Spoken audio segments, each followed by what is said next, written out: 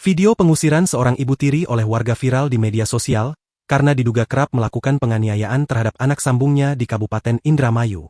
Kejadian itu berlangsung di Desa Segeran Kidul, Kecamatan Juntinyuat, Kabupaten Indramayu, Jawa Barat, pada Senin, 1 September 2025. Kapolsek Juntinyuat, Ibtu Trio Tirtanaha, membenarkan peristiwa tersebut. Ia benar kejadian hari kemarin, ujar dia, Selasa, 2 September 2025. Trio menjelaskan, ibu tiri yang diusir warga itu sudah diamankan dan perkaranya dilimpahkan ke unit PPA Satreskrim Polres Indramayu.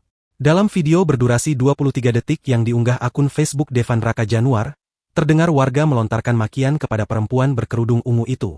Hingga Selasa, video tersebut sudah disukai lebih dari 1,5 ribu orang dan dibagikan ratusan kali. Emosi warga baru mereda setelah polisi datang dan membawa ibu tiri itu untuk diamankan. Situasi saat ini aman dan kondusif, ujar Trio. Menurut Trio, pengusiran yang dilakukan oleh warga sekitar rumah keluarga tersebut lantaran kesal dengan sikap ibu tiri yang diduga sering berbuat kasar.